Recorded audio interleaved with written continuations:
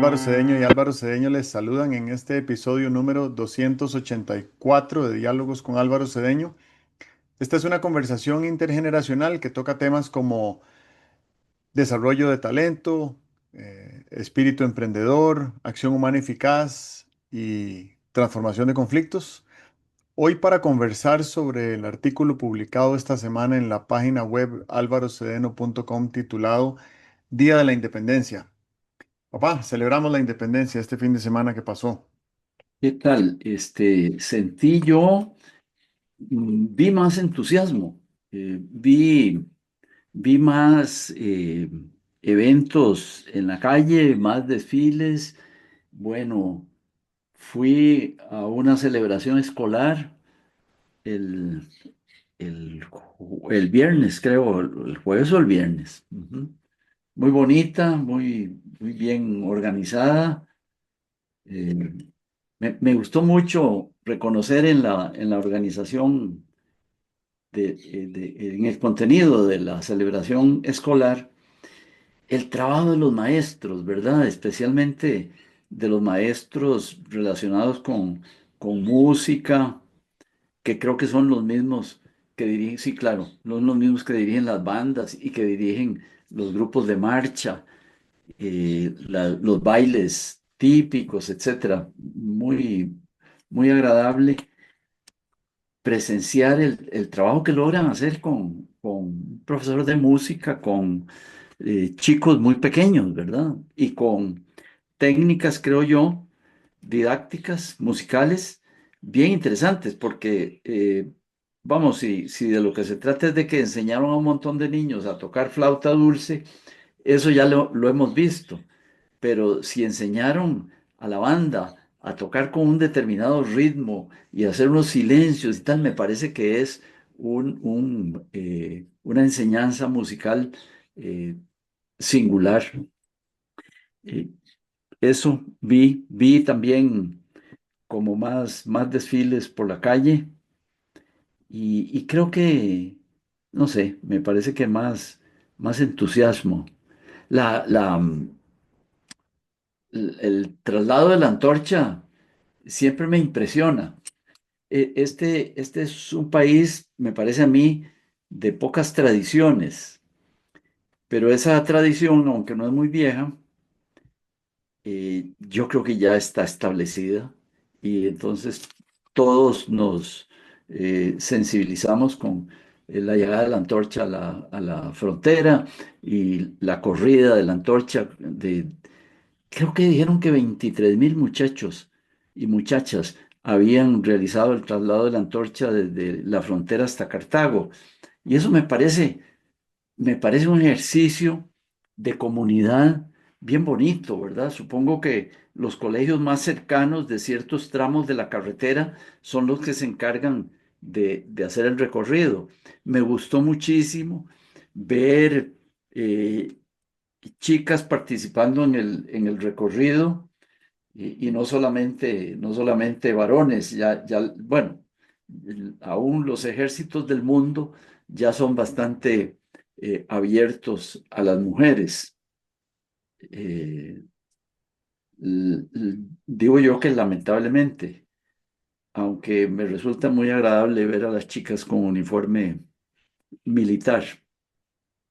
Eh, Y bueno, ver a las niñas corriendo ahí con la antorcha en medio de la lluvia de septiembre, siempre lloverá, no sabemos, tal vez dentro de unos años no llueve en septiembre, pero siempre con lluvia es muy agradable. A mí el Día de la Independencia de todas maneras me, me gusta mucho, me trae recuerdos escolares y también me lleva a reflexiones, concretamente a reflexiones en el sentido de cómo podríamos vivir de manera más intensa nuestro vínculo con, con el país, nuestro rol de ciudadanos, porque eh, creo que uno puede irle quitando dimensiones a la nacionalidad o a la ciudadanía y terminar por pensar que un país es un gran dormitorio o que un país es una gran fábrica donde todos trabajamos. Pero creo que estos días, la forma de celebrar, la forma como la gente canta los himnos, eh, indican pues que tenemos una noción del contacto con la historia, con el espacio, desde luego, con el espacio en que vivimos y con la cultura. No creo que tengamos conexión con proyectos como país. Eh, y eso me parece una carencia importante, posiblemente una muestra de fallos en nuestra educación cívica. Eh, Comunitariamente, sí hay más relación, porque es más inmediato el contacto, es decir, la población que vive aislada, porque el puente que tiene no es muy seguro y que un día se encarga de gestionar que le construyan un puente con las debidas condiciones, me parece que tiene un proyecto y logra ese proyecto, pero no veo muchos otros proyectos en marcha y creo que un país tiene que tener proyectos. Tal vez esa es una asignatura pendiente de nuestra educación cívica. Deberíamos tener un proyecto que no fuera cada 4 años mandar la selección al mundial, sino que fuera algo de mayor, no digo que de mayor importancia, es muy importante mandar la selección al mundial. Desde luego, la participación en el mundial hay que ganársela y la participación no hay que ganársela en la eliminatoria, hay que ganársela tiempo atrás. Yo no sé cómo, pero sí sería interesante que tuviéramos proyectos. ¿Cómo es que no logramos hacer la conexión entre, por ejemplo, el estado de la educación, que ofrece una oportunidad? Porque a partir de, no me hago ilusiones, pero a partir del próximo gobierno podríamos tener como agenda nacional el mejoramiento de la educación y ir presenciando los pequeños o grandes avances que se vayan haciendo. Eso me parece que sería un proyecto nacional importante. ¿Quién sabe cuáles serían otros proyectos nacionales? Yo recuerdo cuando, cuando teníamos una telefonía mecánica, eh, y no era una telefonía automática. Cuando teníamos esa telefonía y el ICE empezó a decir las cosas que se podrían lograr y tal, eh, sentíamos que teníamos un proyecto nacional y lo disfrutamos muchísimo. Se puede ver la demanda de servicios telefónicos que tuvo el ICE en cuanto estuvieron disponibles los teléfonos automáticos, porque las personas sentían la enorme limitación que la telefonía tradicional tenía y entonces, bueno, teníamos ese proyecto, ¿verdad? Creo que la construcción del Hospital Nacional de Niños fue un proyecto bastante compartido por la gente y fuimos a muchas, ¿cómo se llamaban? Ferias. Ay, no me acuerdo cómo se llamaban esas ferias que hacían primero las embajadas de los países extranjeros acreditadas en Costa Rica, hacían una feria eh, en el Parque Nacional, creo yo que con productos que se importaban libres de impuestos, entonces se vendían muy baratos y la gente iba ahí y había jolgorio, música, espectáculos y tal, porque con esos dineros se estaba impulsando la construcción del hospital de niños, la campaña de construcción del hospital de niños, de salud infantil, las campañas de vacunación infantil que hicieron posible la erradicación de ciertas enfermedades endémicas, eran proyectos compartidos por el país. Y luego, como que no sentimos que tenemos proyectos compartidos. El Estadio Nacional nos cayó como un regalo. Creo que reparamos más, yo por lo menos reparé más en la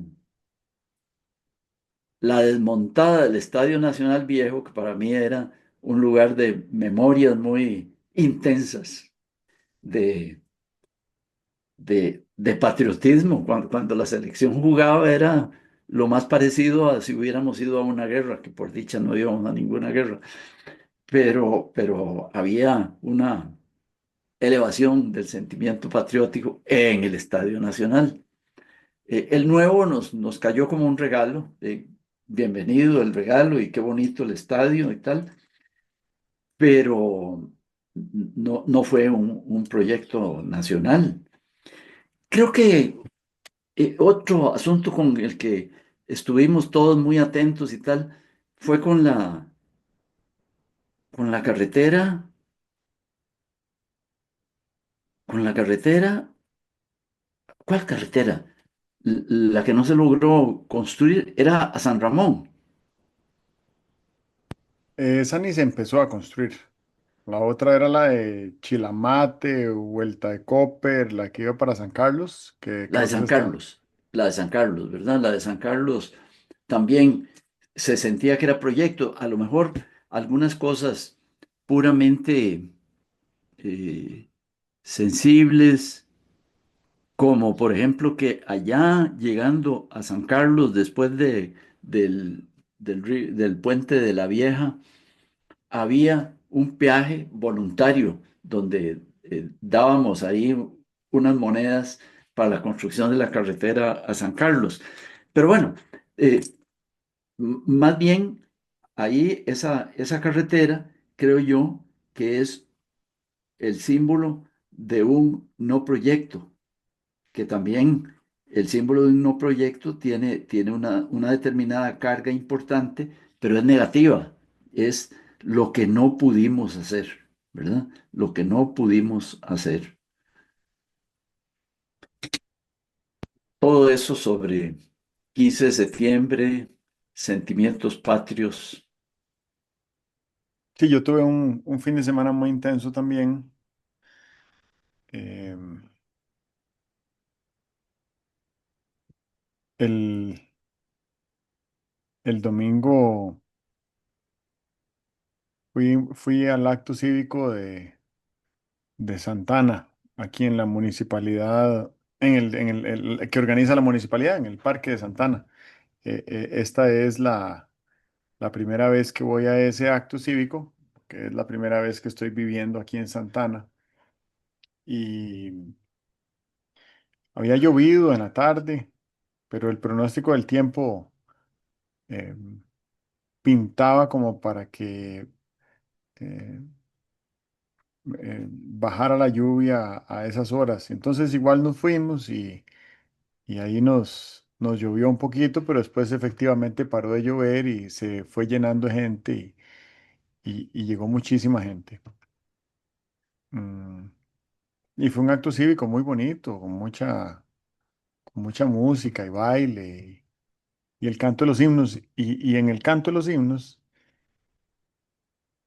me llamó poderosamente la atención que aparte del himno nacional, nadie canta las otras canciones, ni la patriótica, ni el himno al 15 de septiembre, ni el himno a la bandera. Y no me queda más que suponer que no se lo saben, ¿verdad? No creo que todo el mundo decida no cantar los himnos por alguna razón, a pesar de que se lo sepan. Entonces estoy empezando a creer que no se lo saben. Y el hecho de que no se lo sepan no tiene ninguna consecuencia a título individual, pero a título colectivo creo que sí tiene consecuencias. Entonces me ocupé en pensar y repasar y escribir sobre algunos términos clave que hay en esos himnos y que mm, siento que deberíamos resaltar, porque han pasado tantas generaciones desde que adquirimos la libertad que tenemos, que ya olvidamos colectivamente lo que perderíamos si perdiéramos esa libertad, o, o, o cómo se pierde esa libertad, o cuánta de esa libertad está siendo amenazada, o cuánta de esa libertad ya habremos perdido. Em, yo siento que la, la responsabilidad del progreso y el éxito de los países no es exclusiva de los gobiernos, es compartida por partes iguales con la nación, con el pueblo, con los ciudadanos. Y si nosotros exigimos y criticamos y retroalimentamos también a veces a las personas que ejercen los gobiernos de turno, de la misma manera y con la misma vehemencia y energía deberíamos de criticar y retroalimentar el ejercicio de la ciudadanía, porque lo cierto del caso es que si tuviéramos un Estado con las mejores políticas públicas y leyes e instituciones del mundo, eso no nos haría el país más desarrollado del mundo. Lo que nos haría el país más desarrollado del mundo es el nivel de empeño con el que cada persona emprenda cada día su tarea de convertirse en la mejor versión de sí misma que pueda desarrollar. Y esa mejor versión de sí misma también tiene que ver, hasta por diseño biológico de nuestra genética, en el mejor servidor que podamos ser para nuestra comunidad. Esto lo digo entendiendo que nunca tendremos las mejores leyes, ni las mejores instituciones, ni el mejor estado del mundo necesariamente, porque puede ser que sintamos algún día que tenemos el mejor estado, pero perfectamente al día siguiente hay otro estado que según algunos indicadores es mejor, más eficiente, más robusto, más sólido, más flexible, más justo. Entonces, dejaríamos de ser en 24 horas el mejor estado del mundo. Pero la mejor nación del mundo, sí siento que estamos constantemente en esa competencia por ver si somos la mejor nación del mundo. Y en algunos aspectos tenemos 100 años de avance respecto a otros países que consideramos desarrollados, ricos, evolucionados, eficientes, como sea que los queramos medir, ¿verdad? Si nosotros pensamos en las condiciones que hacen viable, óptima, sostenible y regenerativa la vida en la Tierra, y probablemente Costa Rica es uno de los mejores países del mundo. Si nosotros pensamos en, en un país que haya sido capaz de transformar su producto interno bruto en progreso social, ahí estamos constantemente entre los primeros tres del mundo, ¿verdad? A veces ocupando la primera plaza. Entonces lo que pienso es de qué manera podemos estar siempre aspirando a los mejores lugares del mundo en aquellas áreas que consideramos prioritarias para competir como nación. Y la nación es la que, por la vía soberana, designa a sus representantes en el gobierno. Y aun si el gobierno es frágil o flaco o ineficiente o malintencionado, una nación robusta puede obviar esas falencias gubernamentales e incluso puede robustecerse más allá de la versión que era cuando designó a esas personas en ese cargo, lo que hemos hablado aquí muchas veces de antifragilidad. ¿Cómo hacemos para asegurarnos que dentro de un año vamos a ser un mejor país del que somos hoy? Porque no estoy tan seguro que seamos hoy un mejor país del que éramos hace un año. Em, Perfectamente puede ser que seamos el mismo país, pero en materia de desarrollo, sobre todo crecimiento económico, desarrollo humano, restauración ambiental, eficiencia en la gobernanza pública, si no estamos mejor, entonces estamos peor. Y la pregunta que quiero hacer es, ¿cómo nos aseguramos de que dentro de un año estemos mejor de lo que estamos hoy? Y esto no depende ni de los partidos políticos, ni de los candidatos, ni de los gobernantes de turno. Depende de la nación y de cómo entienda esas palabras que están escritas en esos himnos, no porque están escritas en esos himnos, sino por lo indispensables que son en este momento. Esos himnos se escribieron cuando nos regalaron la libertad. Pero en este momento, si la perdemos la libertad, no nos la van a venir a regalar de nuevo. Y ahí es donde siento que debemos resaltar y revitalizar el significado de algunas de esas palabras en torno al concepto de libertad. Fundamentalmente eso es lo que tenemos y está en riesgo y perderlo creo que costaría muchas décadas de atraso si es que algún día la recuperamos, porque también puede ser que nunca la recuperemos. Voy a hacer una pausa aquí.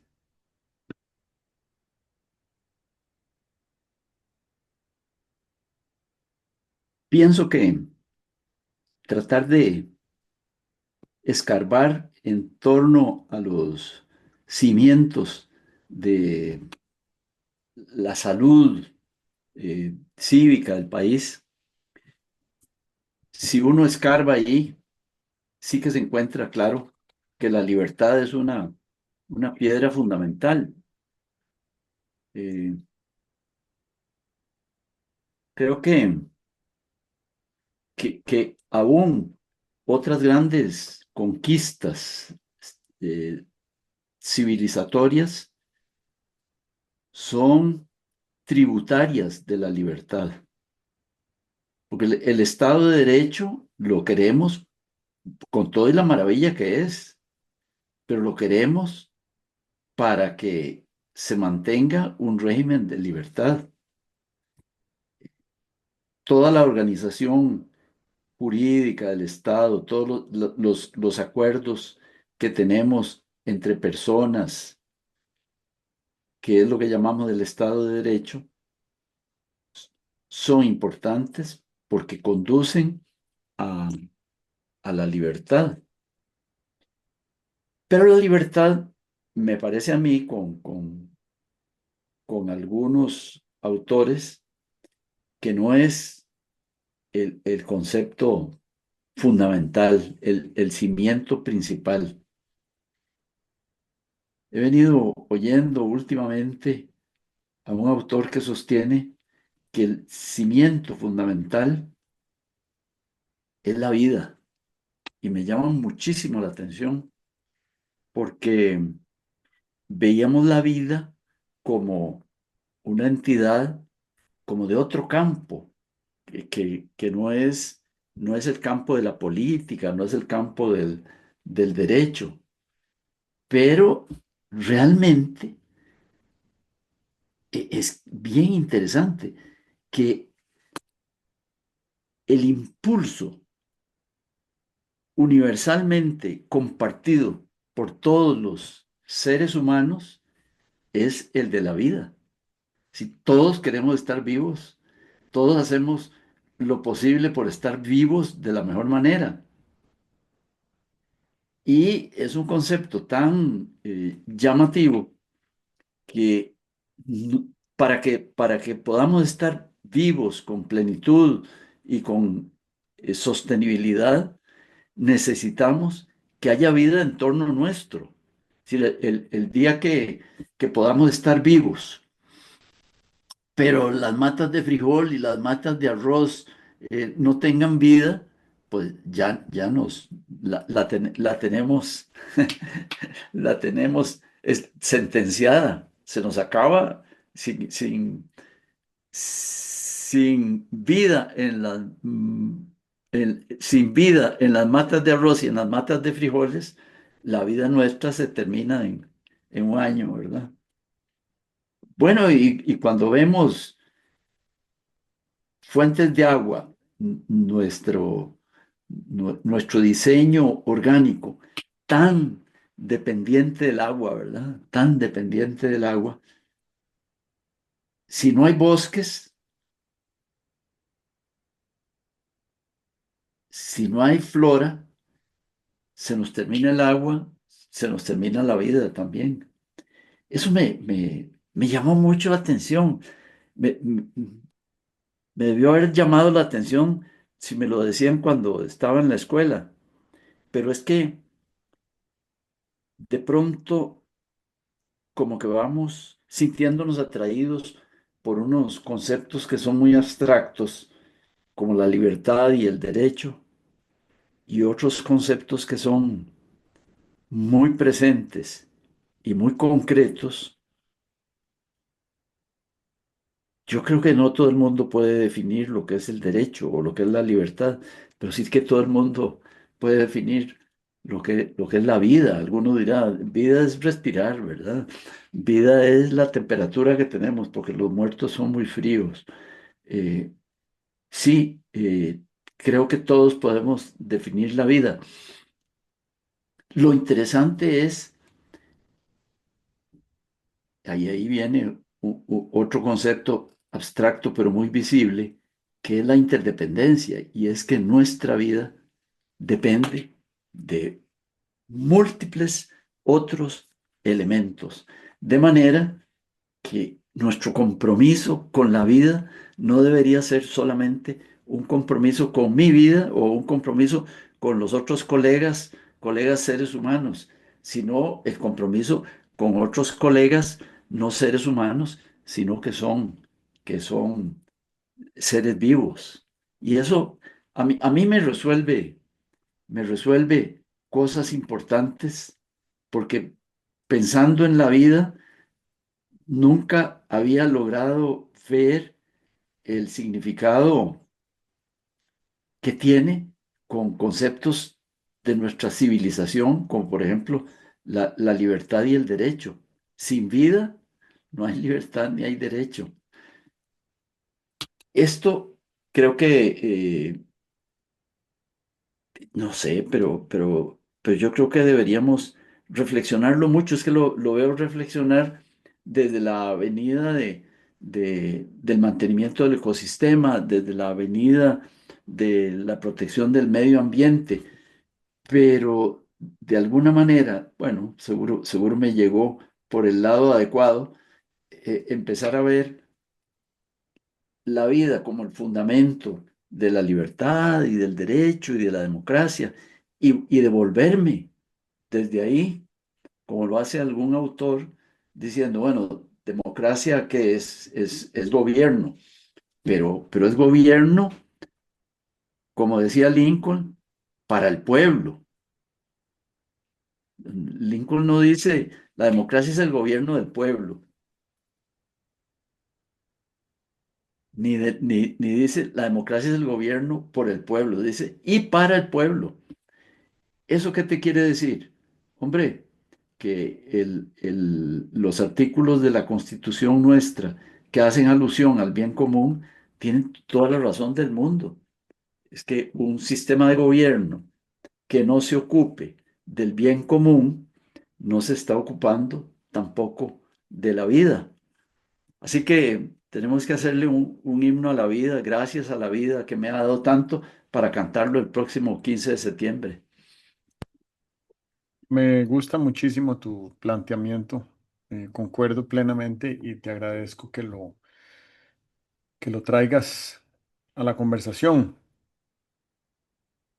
Yo quería referirme, antes de referirme a ese comentario tuyo sobre la vida, a los desfiles de ayer 15 de septiembre.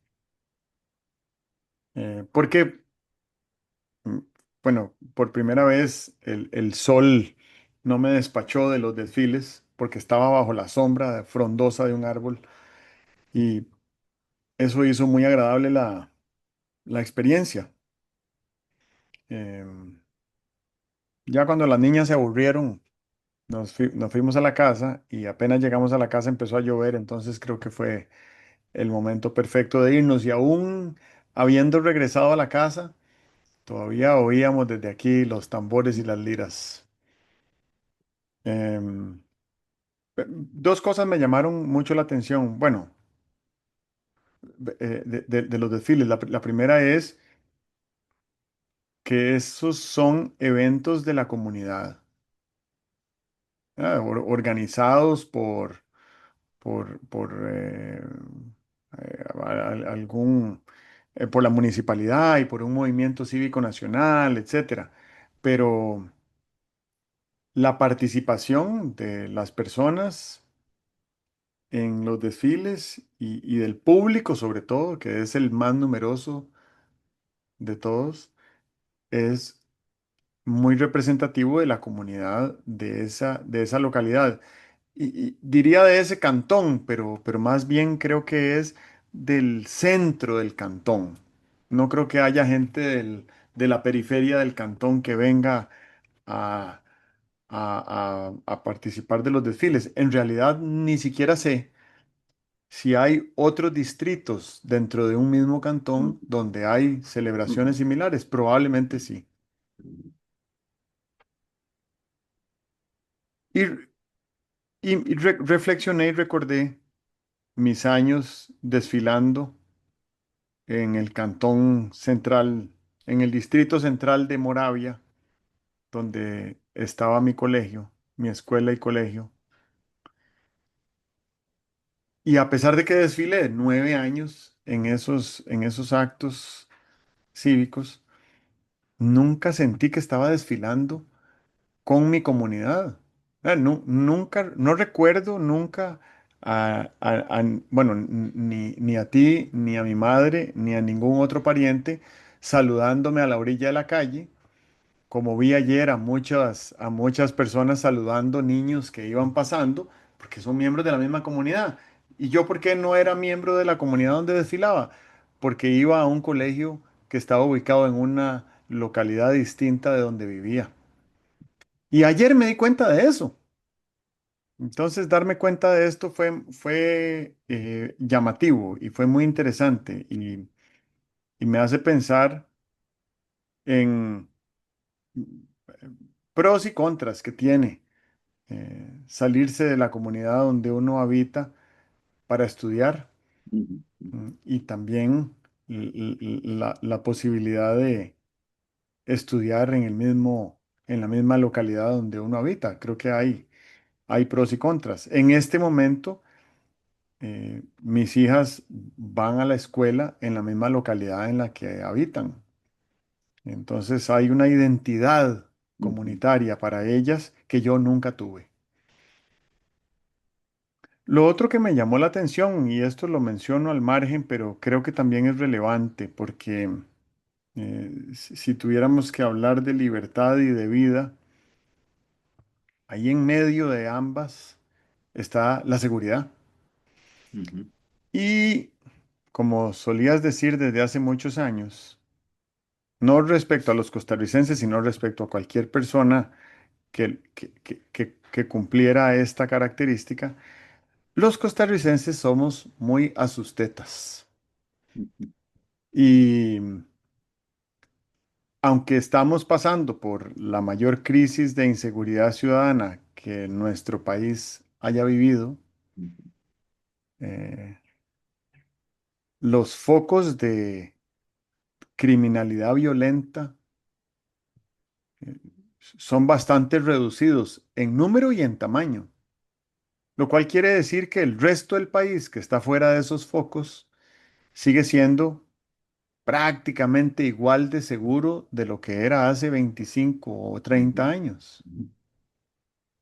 Pero la percepción de inseguridad que tenemos los costarricenses es altísima. Sí.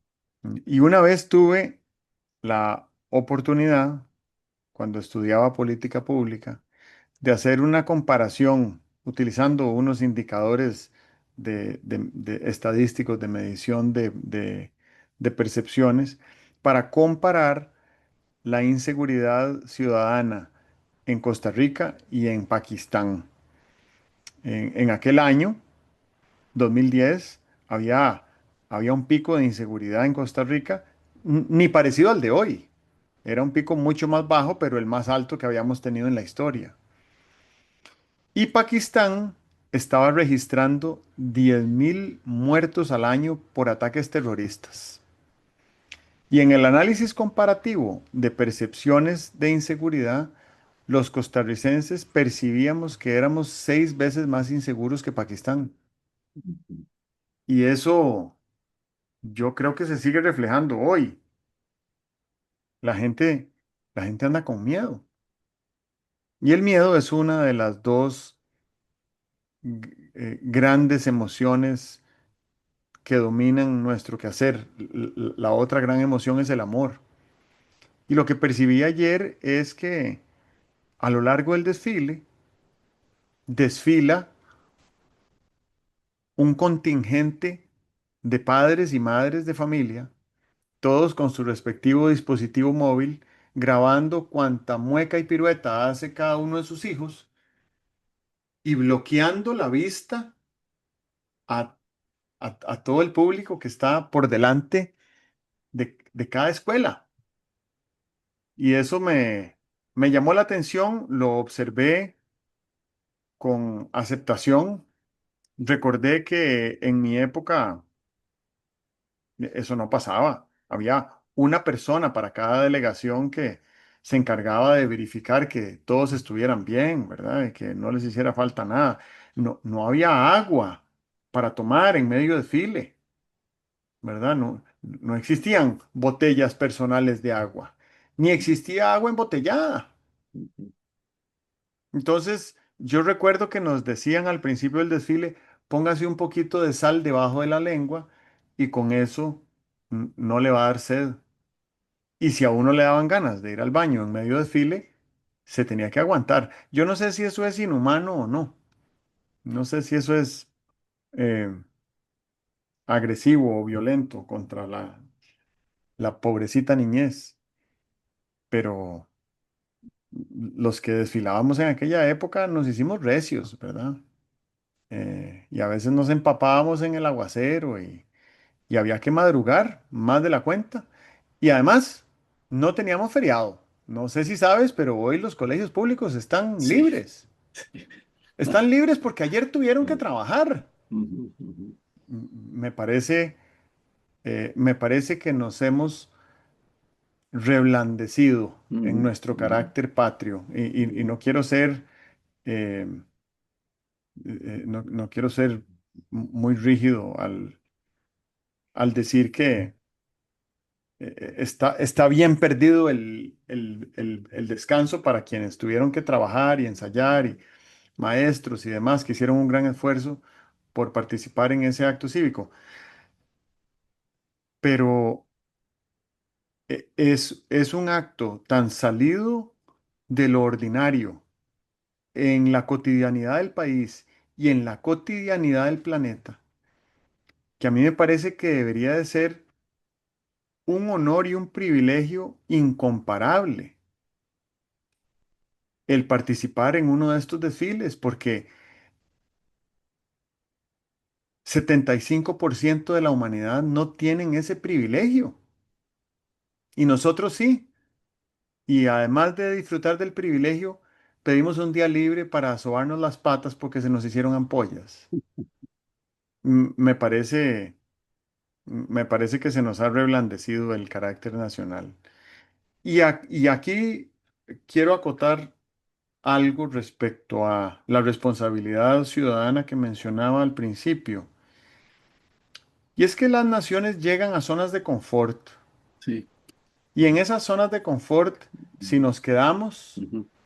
eh, se nos reblandece el carácter y eso puede atentar contra nuestro propio progreso, porque el progreso no se termina en esta generación. La próxima generación tendrá que seguir haciendo lo propio para prosperar, y la que le siga también, y la siguiente también. Entonces nosotros no podemos eh, reblandecernos como generación porque sentimos que llegamos a un lugar de confort. Ok, todavía hay mucho trabajo por hacer. Y cierro nada más para referirme a tu referencia de la vida, ¿verdad? Yo siento que comunidad es vida, incluso desde el punto de vista biológico. Y me parece que la biosfera tenemos que entenderla como una densa, amplia y diversa red de diferentes formas de vida que sostienen a todas las formas de vida, incluida la nuestra. Y que nosotros, la humanidad, somos la única especie cuyas consecuencias, las consecuencias de nuestros actos, degradan y atentan contra esa red de vida que es la biosfera. Entonces, me parece, por lo que estás sugiriendo, que este desfile del Día Nacional, ya no sé siquiera si llamarle independencia o no, porque al fin de cuentas, como decías, éramos interdependientes, pero no solo éramos interdependientes entre países, somos interdependientes entre especies. Si esta celebración de este Día Nacional debería de ser un recordatorio de que no hay un planeta B y de que no hay negocio en un planeta muerto. No hay riqueza, no hay éxito, no hay impacto, no hay bienestar, no hay ninguna de nuestras aspiraciones humanas, por más nobles y solidarias que sean, en un planeta muerto. Y creo que por aquí termino, aunque siento que esta conversación daría para mucho más. Tocas el tema de la posición de un ciudadano o de un habitante ante estas cosas. Vieras que lo primero que me imagino es que una metáfora. Si tuviéramos un automóvil al que siempre habría que ponerle gasolina y que un día,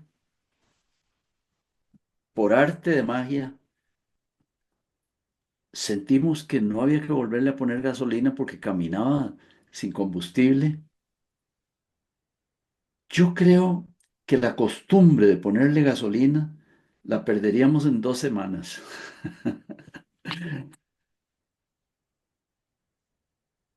Si hubiera que volver a ponerle gasolina, sí que sería una cuesta arriba, porque esa maravilla de un automóvil al que no hubiera que ponerle gasolina nos metería, como dices tú, en una zona de confort de la cual nos costaría mucho salir. Un país en construcción, yo supongo que una vez que se proclamó la independencia, hubo mucha gente que tuvo que eh, poner, ponerse a trabajar, ponerse a escribir acuerdos, intentar tener una constitución, tomar decisiones sobre qué hacemos con el rumbo del país, etcétera. En ese momento de crisis, ¿verdad? Hoy amanecimos independientes, que habría que hacer cosas. Pero luego fue pasando el tiempo y fuimos sintiendo pues que la democracia funcionaba ella más o menos sola. Hay unos eventos que de pronto movilizan a toda la población. El que más, el más notable, tal vez el más poético y el menos cruento, porque cuando son cruentos, uno con una parte de su cerebro quiere olvidarlos, es el del 7 de noviembre de 1889, un intento de imposición de un candidato y la respuesta del pueblo, que silenciosamente, seguramente lo describen de manera muy poética, silenciosamente la gente de las villas cercanas a San José se va viniendo hacia San José vestidos. Y en ese sentido, venir sin tu cuchillo de trabajo era como venir desnudo. Así que venías con tu arma, con tu herramienta envainada. Eh, pero va llegando la gente, dicen los historiadores, va llegando la gente al centro de San José, supongo que al cuartel principal o al Congreso, a manifestar con su presencia y a pesar de su silencio, que no estaban dispuestos a tolerar la imposición. Y me parece, alguna gente dice, ¿verdad?, que ese día nació la democracia costarricense. Eso, eso es muy lindo. Eh, yo lo volví a ver de manera más cruenta en mi infancia. Eh, también una manifestación de desprendimiento de la gente, de desprendimiento, de comunidad. Era lo más parecido a cuando hay un enjambre de temblores, que entonces todos andamos hablando de temblores, porque de un momento para otro, como que esos grandes valores, esa posibilidad de contribución a la vida nacional y tal, se evidencian, se exacerban y hay que ponerse de algún lado. Pero hemos venido viviendo por años, por muchos años, una situación en la cual creo que nos acostumbramos a pensar que la contribución, el gasto, lo tenían que hacer los partidos políticos y los políticos, que son los que saben de esa vaina, y si quieres lo decíamos de manera despectiva, que son los que viven de esa vaina. Pero de pronto llega un momento en que tienes que otra vez darte cuenta de que tienes un rol como ciudadano y que tienes que asumirlo. Son las crisis cíclicas que sufren las democracias y que si te descuidas y de pronto dices, no, no, que los mismos de siempre hagan lo que han hecho siempre, me parece que puedes, como lo decías antes, perder algo eh, que es muy valioso poseerlo y muy difícil recuperarlo.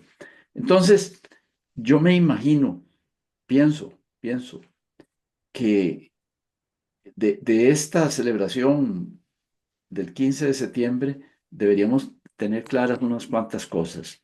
Deberíamos reflexionar sobre nuestro rol como ciudadanos. Si a uno le dicen cuál es su rol como ciudadano, posiblemente, si te lo preguntan ahí en una entrevista televisiva, posiblemente no tengas respuesta que dar. Pero si lo reflexionas, si lo conversas, vas a encontrar formas en que tu rol de ciudadano podría aportar más contribución. Y desde luego, el aporte tiene que ser comunitario. Es que ir a un desfile y aplaudir y cantar los himnos y tal es una forma de participación, pero hay otras formas de participación. Yo creo que en este momento, una de las formas de participación más desafiante, creo que es tener cuidado de que el lenguaje de odio, que se está temperando, que el lenguaje de odio no te contamine, que el rotundismo no te quite el raciocinio. Si, la persona a la que le dicen, ¿a usted qué le parece este gobierno? Dice, muy bueno. Y al otro le pregunta, ¿y cómo te parece este gobierno? Dice, pésimo. Esas dos cosas, ninguna de las dos está bien razonada. Entonces, como somos seres pensantes, tenemos que razonar en nuestra posición, tenemos que razonar eh, nuestras opiniones. Esas dos cosas serían mejoramiento del rol de ciudadanos. La otra la mencionabas también y es el sentido de comunidad. Eh, vivimos con cariño, vivimos muy cómodos cada uno en nuestra casa, pero eso no es una comunidad. Por más civilizados que seamos, no es una comunidad. La comunidad es salir, abrir las manos, tratar de dar, de recibir, de intercambiar. Esa es la comunidad. Creo que en algunos lugares mencionadas, por ejemplo, el núcleo de un distrito, hay desde luego formas mm, más cercanas de contribuir en una comunidad. Cuando vas a una comunidad de padres de familia o de abuelos de familia, con motivo de un acto público en una escuela, ahí sientes el vibrante, la comunidad, te saludas porque sí, somos de la tribu. Hay que volver a construir cosas comunitarias desde, yo me acuerdo en mi barrio, las cosas comunitarias generalmente eran actividades que tenían origen religioso. Si iba a haber una procesión, la gente engalanaba sus casas y ayudaba a que los otros engalanaran sus casas también. Eso es una forma de crear nexos con la comunidad. Pensaba cuánto como nación nos vincula el tener un proyecto, como comentaba al principio, un proyecto nacional como la electrificación o la telefonía automática y tal y cual. Necesitamos tener proyectos. Sí, sí, tenemos proyectos. Bora y su selección de 1990 llegó a ser un proyecto nacional. Qué bonito, sabíamos de Bora, sabíamos cómo lo hacía, lo considerábamos nuestro a pesar de su acento y tal. Eso es un proyecto y me parece muy bien. Veo gente sembrando árboles en su comunidad. Eso me parece muy bien. Pero hay unos proyectos nacionales que creo yo que parten del el liderazgo. Y ese es un mensaje que quisiera dejarle a las varias docenas de candidatos a la presidencia que tenemos en este momento, de que si no tienen proyectos magnéticos, no nos vengan a contar cuentos. Y desde luego que pueden tener proyectos y pueden tener proyectos comunes. ¿Por qué no? Si no, no todos van a ganar. Yo creo que lo que está más seguro es que el 90% de los candidatos van a ser oposición. Entonces tengan proyectos también como oposición, por si acaso no les toca estar en el 10% que ganarán. Bueno, ahí lo dejo. Muy bien. Después hablamos de nuestros, de nuestra diversa fauna político-electoral, porque son modelos de negocio, pero quiero que hablemos de eso en otro momento. Que estés muy bien. Bueno, bueno, Hasta luego. muchas gracias. Hasta luego.